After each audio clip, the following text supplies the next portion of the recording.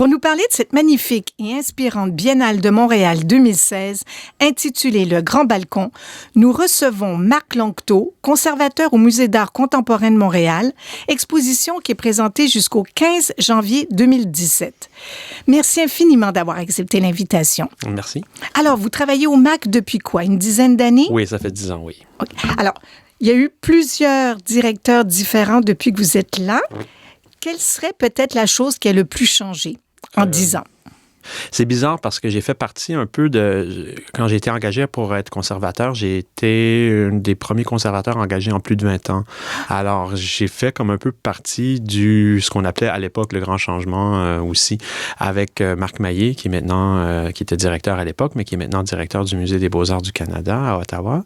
Et puis, alors voilà, les choses ont changé. Dès son arrivée, Marc, il voulait augmenter la fréquence ou le type d'événements qu'on pouvait offrir pour diversifier les publics, pour aussi mieux refléter les intérêts qui sont partagés par les gens qui nous visitaient déjà. Alors, je pense que je l'apprends en personne que le Musée d'art contemporain a toujours eu une clientèle plutôt jeune, entre les 18-35, là, mythiques, qui nous fréquentent depuis toujours. Mais on avait comme l'impression qu'il n'y avait pas grand... On faisait un peu fi de qui nous visitait avant. On faisait les expos, elles étaient toujours très, très professionnelles, très intéressantes, très pertinentes, mais il n'y avait pas vraiment beaucoup d'emphase sur l'expérience de visite plus globale. Et puis, depuis, je dirais, une dizaine d'années, c'est pas que notre musée, les autres musées aussi, au Québec et ailleurs, je crois, se sont vraiment penchés sur cette question de qu'est-ce qu'on fait quand on est au musée. On regarde de l'art, on pense à des choses, on réfléchit sur la société, on réfléchit sur plein de trucs, on a des émotions, et puis comment peut-on faciliter ça, rendre ça plus propice et plus pertinent et plus engageant. Alors, je crois que vraiment, dans les 10 dernières années, c'est une pente ascendante dans ce sens-là, des défis très forts qui ont été relevés, je crois. Alors, vous êtes un homme occupé parce que vous avez cette année monté 3 expositions. Vous êtes aussi commissaire en plus d'être conservateur. Vous aviez participé en tant que co-commissaire à la Biennale de 2014 qui s'intitulait « L'avenir Looking Forward ». Cette année, par contre, la Biennale n'a pas vraiment de thématique. Non, on n'a pas de thématique et elle a été, je pense, conçue d'une manière très différente que la précédente. La version précédente de 2014 sur laquelle j'ai travaillé avec ma collègue Leslie Johnston au musée, mais avec des commissaires invités, Gregory Burke et Peggy Gale, avait une autre approche. Il souhaitait plutôt illustrer un état du monde tel qu'il le voyait, et tandis que la Biennale actuelle tentait plutôt de travailler de manière plus près des œuvres, avec un plan de match moins détaillé, se laisser aller plus à la découverte, à l'association entre les œuvres, à ne pas vraiment penser en amont comment une œuvre peut ou ne peut pas illustrer ou articuler une idée préconçue. Alors, c'est vraiment 2 manières assez différentes de travailler qui ont fait 2 expositions très différentes, mais toutes les 2 parlent de leur époque, mais à partir de préceptes ou de méthodologies différentes. Ah oui, parce qu'elle est très ancrée en 2016, cette exposition. D'ailleurs, il y a des œuvres, plusieurs d'entre elles qui ont été créées spécifiquement pour la Biennale de 2016, mais le commissariat cette année est surtout, parce qu'il y a quand même du monde qui travaille avec lui, mais fait par Philippe Pirotte. Qui est-il? Philippe Pirotte est le directeur de la Staatsschule à Francfort, qui est une école d'art assez renommée et qui est une espèce d'école d'art allemande dans tout ce qu'elle a de plus expérimental et ouverte et pédagogiquement engageante. Et plusieurs professeurs plusieurs artistes de grande renommée sont profs là-bas. C'est sa première biennale. Il a fait quelques expos ici et là, surtout à Porticus, qui est la galerie ou le centre d'exposition lié à l'école, qui est un centre qui va vraiment au-delà de son propre mandat didactique ou pédagogique. C'est vraiment un centre d'art intéressant à part entière.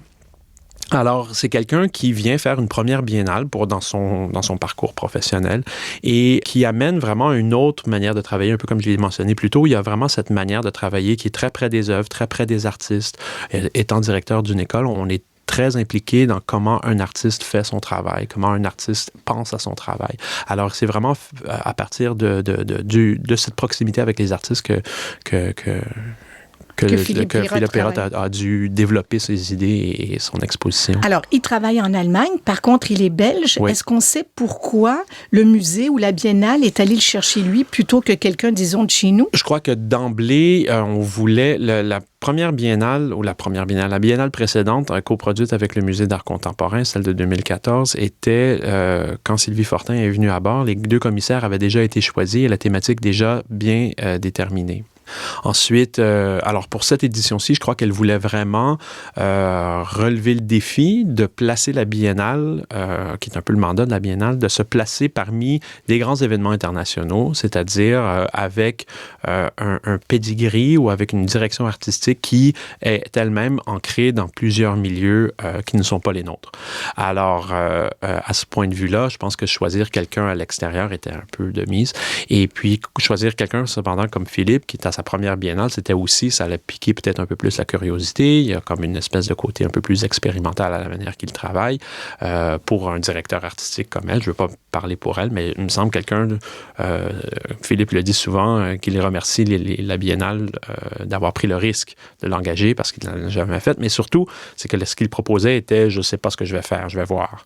Alors, mais je crois que ces pistes initiales étaient assez pour stimuler la confiance. Mais c'est une réussite totale sur toute la ligne, cette biennale. J'invite le plus grand nombre à aller faire un tour au Musée d'art contemporain, mais pas uniquement, parce que sur 55 artistes présentés, au Musée d'art contemporain, vous en avez la grande majorité, puisqu'il y en a plus d'une trentaine. Comment s'est fait le choix de ces artistes-là? Bien, Philippe parle souvent d'un peu un effet en chaîne, c'est-à-dire qu'il a travaillé avec des conseillers, il a travaillé avec un artiste, commissaire, penseur, Cory McCorkle à New York, il a travaillé avec Aseman Sabet ici à Montréal, qui est à l'université, à l'UQAM, à l'Université du Québec à Montréal, et avec Kitty Scott, qui est au Art Gallery of Ontario, le Musée des Beaux-Arts de l'Ontario, devrais-je dire. Et c'est avec eux qu'il a commencé à faire des visites, à penser à des artistes. Mais c'est sûr qu'il y avait des pierres angulaires qui ne sont pas nécessairement liées à l'actualité. Si on pense au titre, Le Grand Balcon, qui est une référence à la pièce de Genet, Le Balcon, qui a été écrite et publiée à la fin des années 50, mais qui est très actuelle. Alors ça, c'était une espèce de cadre pour organiser ses idées. Un autre cadre était le tableau, on pourra en parler, de Cranach, qui, lors de ses visites à travers le Canada, il tombe sur ce tableau de Cranach, l'ancien. Mais parlons-en tout de suite, parce que c'est un tableau qui date d'à peu près 1540. C'est ça. Qui met en scène Sidonie de Saxe. Et là, on pourrait se dire, c'est une biennale contemporaine. C'est un tableau qui date des années 1540. Qu'est-ce que ça vient faire là? Il y a une très belle histoire derrière tout ça. Oui, en fait, le tableau lui-même est remarquable pour plusieurs raisons. Premièrement, c'est un Cranach, une espèce de... qu'on retrouve, un maître de la Renaissance de l'Europe centrale, qui est devenu l'Allemagne, qu'on retrouve à Winnipeg. Bon, c'est un peu... Bon, ça peut faire sourciller des Européens qui croient que souvent qu'il n'y a rien à l'extérieur de leur giron. Et puis, d'un autre côté, c'est un tableau qui a un historique particulier où Cranach peignait plusieurs de ces femmes dans ces espèces d'apparats roux avec des grandes chaînes, une espèce de tenue de cour très ornée, très, très détaillée. Mais il les peignait en soit Judith et Holoferne, c'est-à-dire Judith et Holoferne, c'est ce conte biblique où Judith décapite son persécuteur Holoferne, et ou avec bien sûr l'aide du divin, et ou une Salomé. Salomé, l'histoire qui a fait décapiter Saint Jean-Baptiste. Alors, dans les deux cas, ces femmes ont souvent été peintes par Cranach, ont été portraiturées, des femmes contemporaines à lui ont été portraiturées dans ce rôle. Mais ce tableau-ci, il n'y a pas de tête coupée. Il aurait été recouvert de fleurs à un moment donné, mais ensuite, on a procédé au nettoyage des fleurs on croyait montrer la tête coupée, mais elle était disparue. Alors, elle a été carrément effacée avec le temps. La partie inférieure gauche du tableau est assez étrange, pas peinte par l'artiste du tout et très désarticulée par rapport au reste. Mais c'est un geste. C'est un geste de la part du commissaire de l'exposition, Philippe Pirotte, pour nous faire réfléchir à à une certaine notion de l'histoire ou à une certaine présence d'idées au-delà de notre contemporanéité. Comment les choses qui intriguaient Cranach peuvent encore nous parler aujourd'hui. Et aussi, formellement, une espèce de moment de disjonction qui nous ralentit. Alors, les avoir en salle, les juxtapositions sont très fortes dans cette exposition-là. Alors, de l'avoir en salle entre Luc Tuymans et Elaine Cameron-Weir, deux artistes de générations complètement différentes.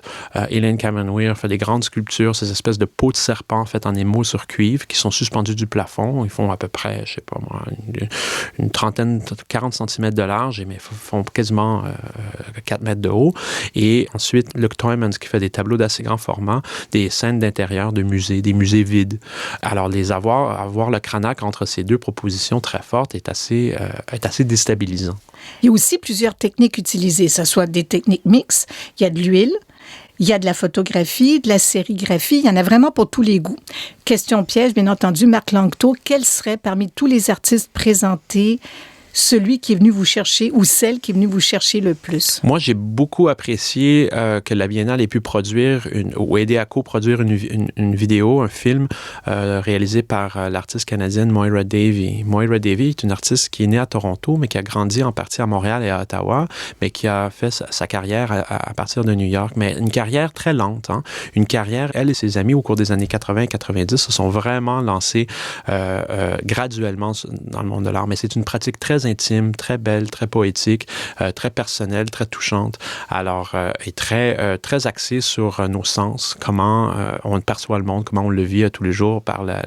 C'est quasiment un film qu'on peut sentir à travers les fosses nasales. On peut le sentir à travers nos narines. C'est vraiment une très belle ode à la sensibilité, à la mortalité. Oui. Il y a des belles installations aussi, des vidéos. Il faut prendre le temps. Oui, il y en a quelques-uns qui sont de 20 minutes, d'autres un peu plus longs et tout, mais je pense que l'art contemporain, c'est ça aussi. C'est pas juste de passer devant une toile ou juste s'asseoir 2 minutes devant une vidéo, mais de réfléchir, de nous laisser imprégner d'eux.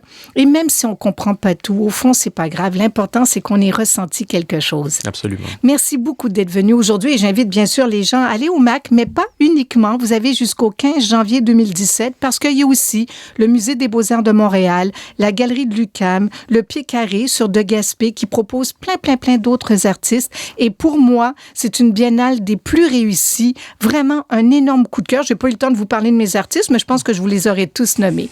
Alors, j'invite les gens fortement à aller au MAC.